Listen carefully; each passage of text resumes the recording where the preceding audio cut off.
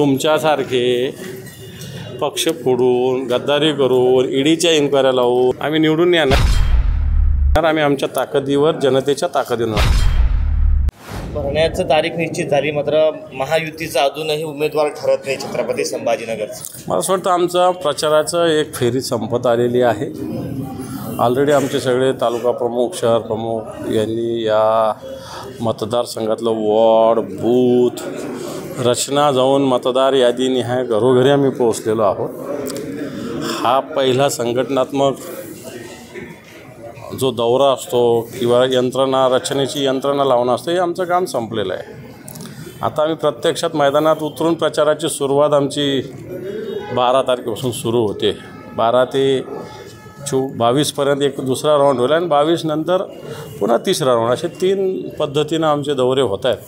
आमचं सगळं उमेदवार ठरलेला आहे, आमच्या बूथवरचा माणूस ठरलेला आहे, आमच्या सभा कुठं होणार आहे ठरलेलं आहे। त्यामुळे आम्ही प्रभावीरित्या प्रचार करतो आहे। महायुतीचा उमेदवार अजून ठरलेला नाही संभाजीनगर। महायुतीला विचारा, आम्हाला काय, आम्हाला वाटतं नाहीच यावं त्यांनी।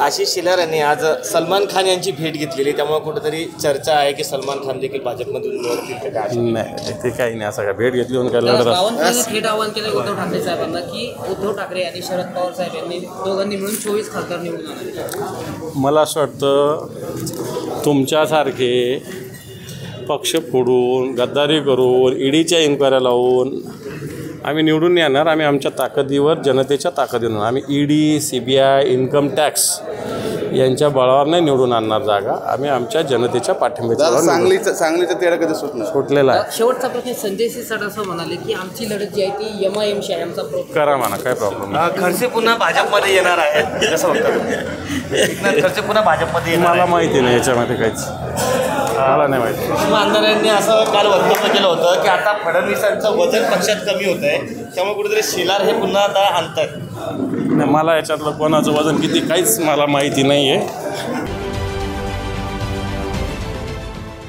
देश विदेशातील प्रत्येक घडामोडींचे लाईव्ह अपडेट मिळवण्यासाठी आता साम टीव्हीच्या सर्व सोशल मीडिया प्लॅटफॉर्मला लाईक, फॉलो आणि सबस्क्राईब करा।